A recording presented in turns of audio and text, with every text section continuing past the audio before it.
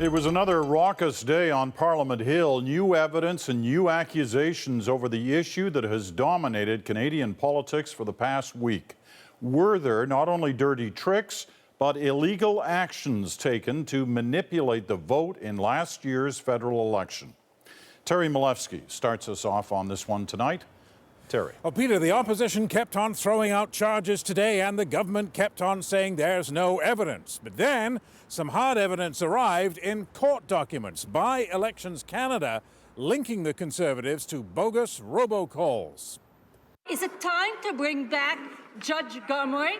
In the House, the Prime Minister continued to say the opposition is making accusations with no evidence.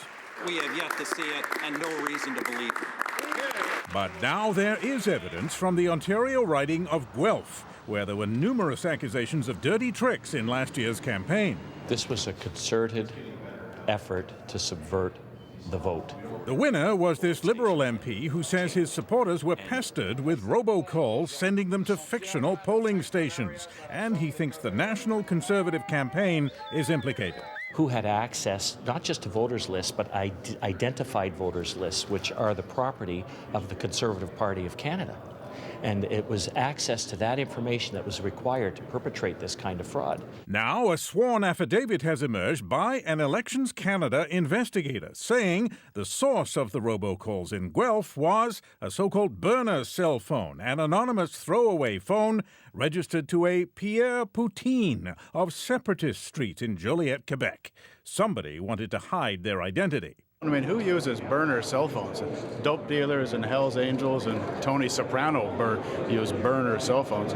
The affidavit says that cell phone used a company called Rack 9 in Edmonton to send out the bogus calls. It also says Conservative Marty Burke's campaign in Guelph made 31 calls to Rack 9 during the campaign, even though it claimed no expenses for Rack 9. And the affidavit notes there were calls to Rack 9 from Conservative Party numbers in Ottawa. There's some explaining to do with respect to these relationships, and I think that's really what we're asking for. Instead of which we're getting what one might call a robocall response. The Conservative Party of Canada denies any involvement whatsoever in the matter pertaining to Guelph. So the government still says it's innocent, and the PMO says, yes, its party staff did call Rack 9 during the campaign, but it was just to get supporters out to rallies, and there's nothing wrong with that, Peter. All right, Terry, is there, at this point, any proof that the National Conservative campaign did anything wrong? No, there's no proof of any wrongdoing by Conservative headquarters or by Rack 9 for that matter. But, on the other hand, someone did organize and pay for all of those bogus calls. And, Peter, it probably wasn't Pierre Poutine.